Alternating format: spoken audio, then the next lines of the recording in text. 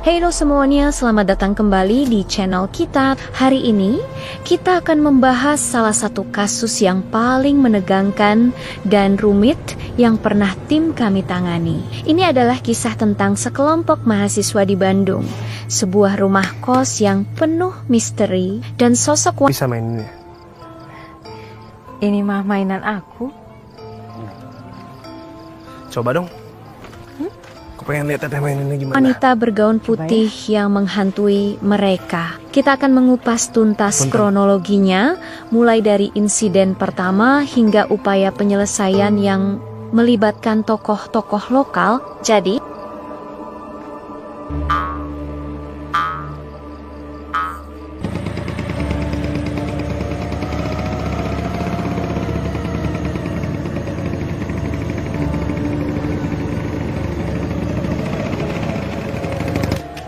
Dia teh. Iya, di sini. Pri, terima kasih ya udah mau nemenin nonton wayang golek. Mana jauh pisan? Jauh deket bukan masalah teh. Itu semua tergantung perasaan kita.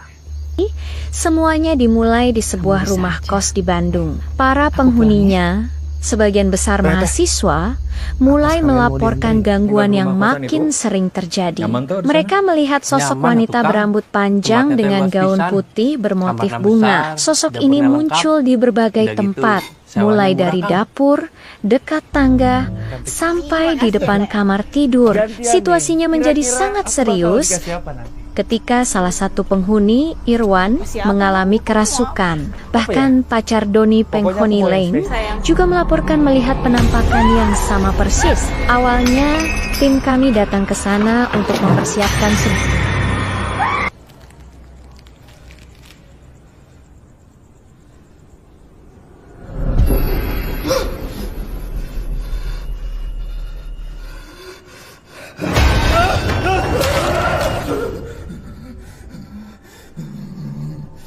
Udah gak tenang lagi kita di sini, Wan. Ayo, Wan, lo ikut gua sekarang, Wan. Gak gitu juga, Dok. Gue belum ada kepikiran sampai situ. Kalaupun memang kita mau pindah, harus ada kesepakatan sama-sama. Wan, lu tuh jangan bego kenapa sih, Wan, jadi orang? Kan lu sendiri yang mergokin hantu perempuan di rumah ini, Wan. Ayolah, Wan. Gua gak mau kita kenapa-napa di sini, Wan. Ayo, Wan, kemasin bareng-bareng lu, Wan. Kalau mau pindah mah pindah aja, Nduk. Nggak usah ajak-ajak yang lain. Sep, gua ngajak lu, gua ngajak Irwan. Tapi kan kamu yang buat Irwan jadi diganggu gara-gara perbuatan asusila kamu. Masih aja lu bahas soal dia brengsek. Maksud kamu apa, Nduk? Ya apa? Lu mau ngajar di sini? Dok, gila lu. Gak gitu juga kali sama temen. Dia juga nggak usah kayak gitu sama temen. Kamu tuh mau nantang saya? Ya ayo, lu Duh, Sep. Apa sih berani kayak gini? Ya lo, Dut. Kenapa? Bri, kamu teh di mana, Bri? Kamu bisa pulang ke kos nggak sekarang? Emang ada apa? Nando mau pindah kos. Terus ribut lagi nih sama si Asep. Tuh buru emang bocah banget ya. Ya udah gue balik deh.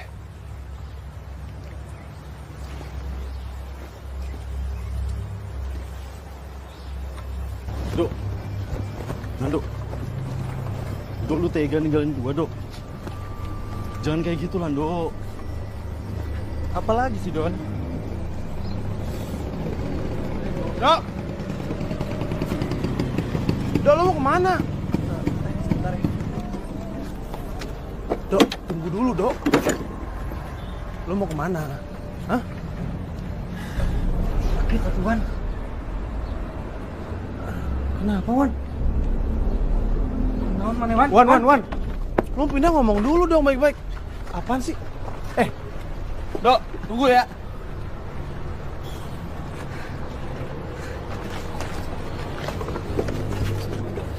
Wan! Apaan? Apaan?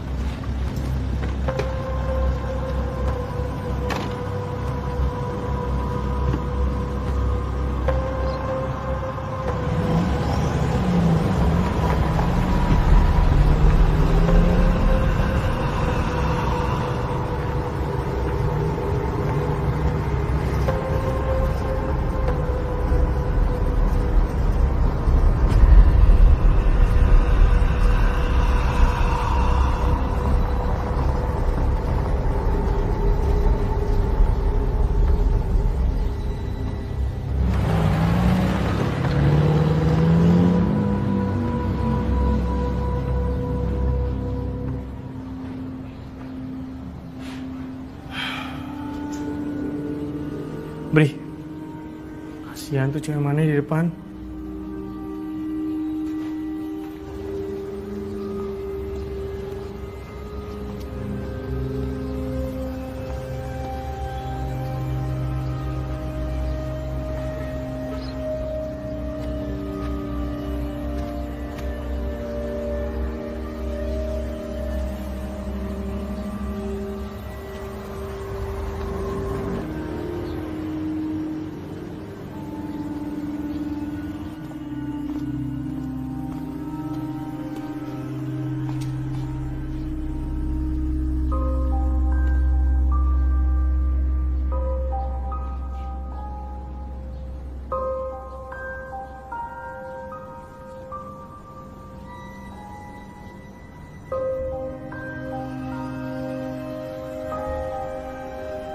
Teh, maaf ya. Teteh pertama kali kesini, udah gitu teman-teman kondisinya lagi nggak enak. Teteh jadi nggak nyaman.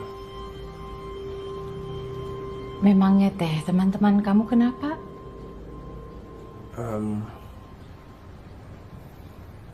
Itu Teh, mereka ketakutan. Kata mereka di rumah ini berhantu.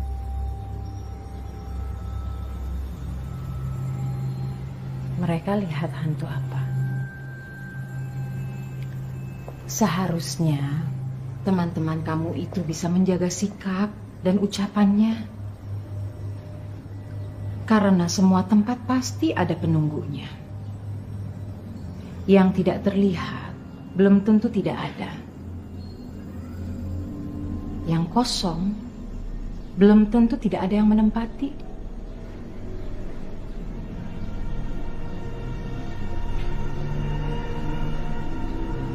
Maksud Teteh?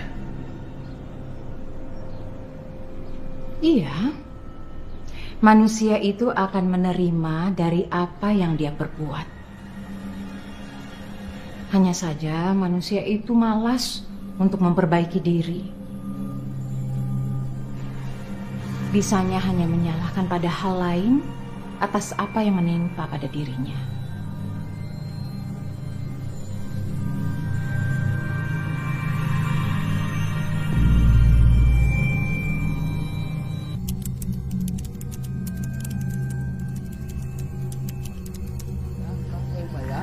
Tumbenin laris nih jualan.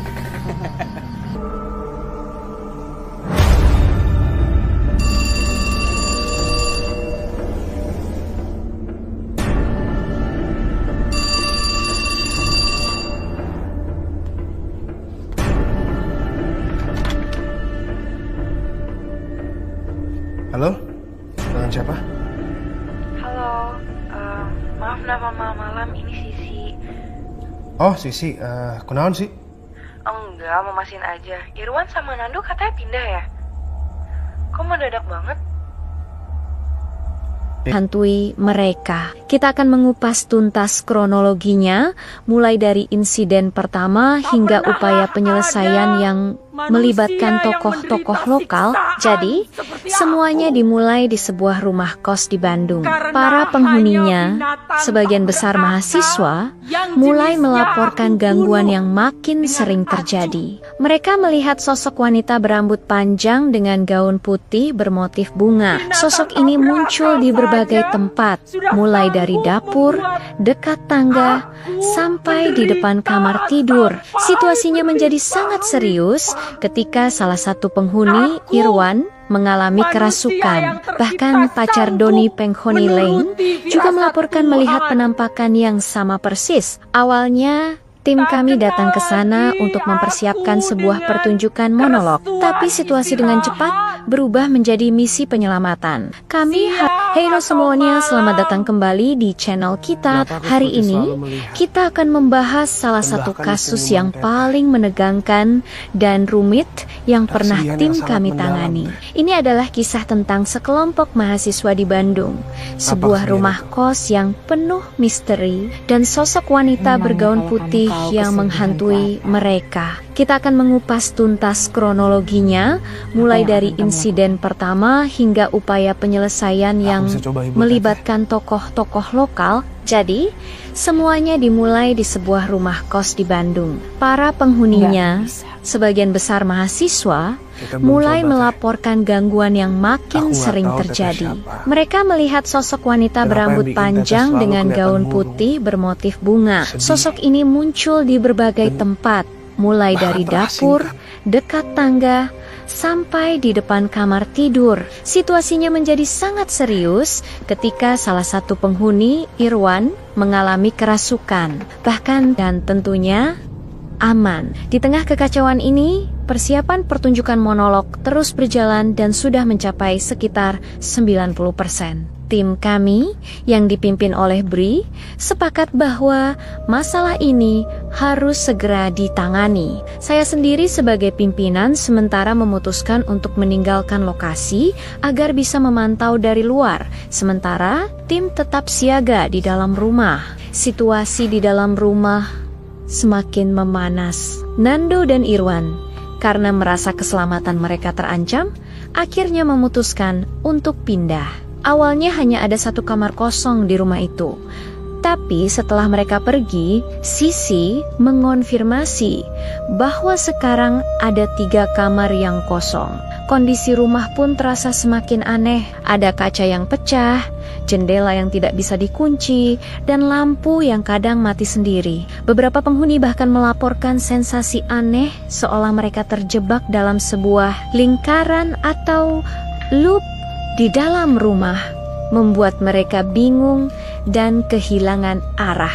Konflik internal pun mulai muncul. Beberapa teman menuduh perilaku Doni dengan pacarnya sebagai pemicu utama gangguan. Namun, ada juga dugaan bahwa ucapan dan perilaku kurang sopan dari para penghuni secara umum mungkin menjadi penyebabnya. Nando, sebelum pindah, sempat bersitegang dengan Asep. Karena Nando bersikeras untuk segera pindah demi keselamatan, sementara Asep mungkin punya pandangan lain. Ketegangan ini diperparah oleh perubahan sikap Bri yang menjadi lebih tertutup dan sulit diajak bicara. Melihat situasi yang semakin tidak terkendali, kami memutuskan untuk mencari bantuan dari luar.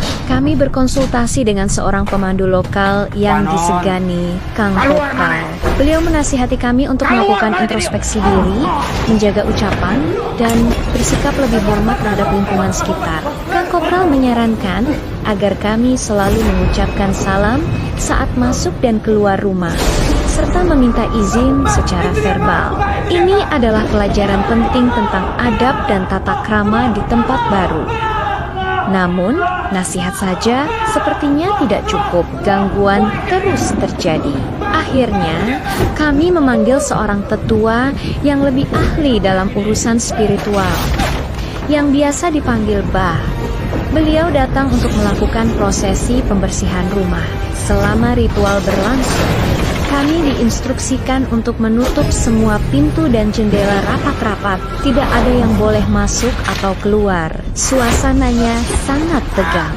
Saat proses pembersihan inilah puncak dari semua kejadian ini terjadi. Entitas yang selama ini mengganggu, yang kemudian kami ketahui bernama Helena, akhirnya menampakkan diri dan berhadapan langsung dengan Bri dalam interaksi yang sangat intens itu. Helena mengakui bahwa kehadirannya telah menyebabkan banyak penderitaan bagi tim kami. Ajaibnya, setelah percakapan panjang dengan Bri, Helena setuju untuk pergi dan berjanji tidak akan menimbulkan masalah lagi. Namun, ada satu peringatan penting yang ditinggalkan. Kami diberitahu bahwa kontak fisik seperti pelukan dengan entitas seperti Helena bisa sangat berbahaya. Hal itu bisa memungkinkan entitas tersebut untuk mengambil jiwa.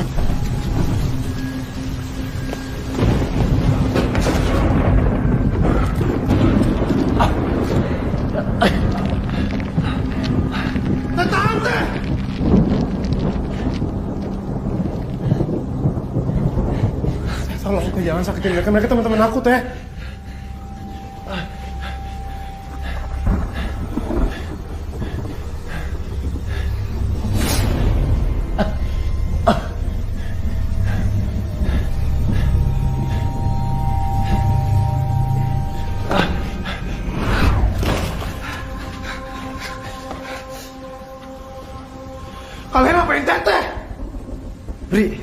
Dia hantu, Bri. Rumah ini harus diruat. Dari dulu gue tahu kalau Teteh itu hantu. Tapi Teteh hantu yang baik. Dia cuma mau berteman. Tapi karena kalian, sikap kalian, itu yang mesti ketenangan Teteh di rumah ini. Terus, selama ini kamu teh punya hubungan sama dia, Bri?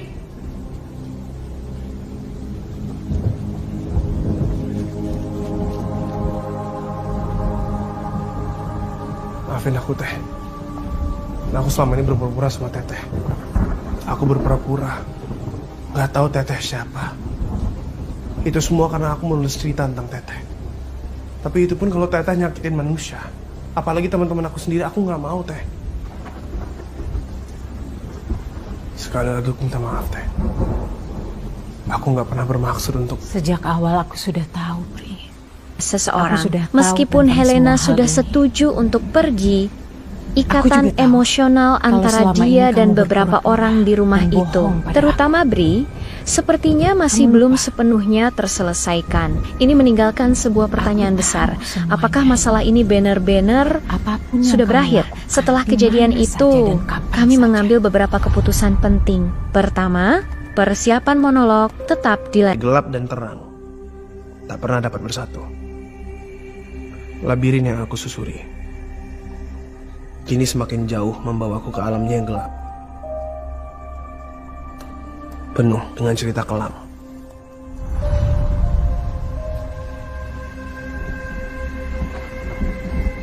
Jadi selama ini Teteh tahu tentang rencana aku.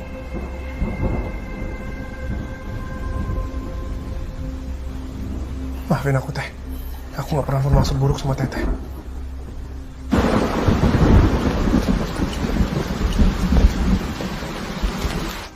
Aku memaafkan kamu, Bri.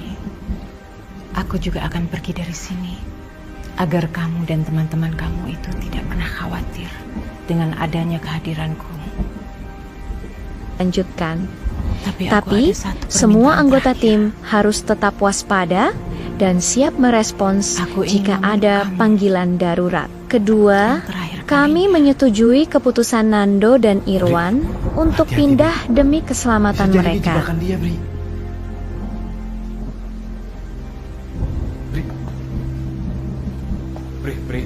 Bri, jangan, Bri, jangan.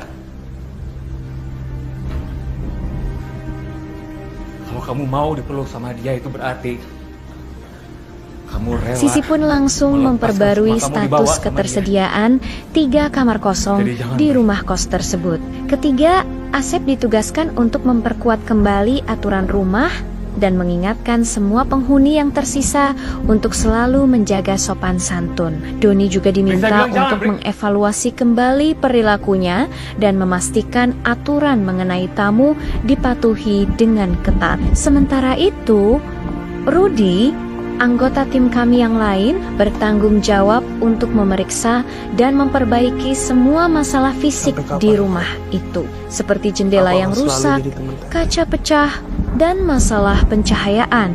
Kami juga melarang keras adanya kontak fisik berisiko dengan entitas apapun di masa depan untuk meminimalkan bahaya. Meskipun Helena sudah pergi, masih ada banyak pertanyaan yang belum terjawab. Apa sebenarnya hubungan antara Bri dan Helena? Apakah pembersihan yang dilakukan oleh Bah sudah benar-benar tuntas?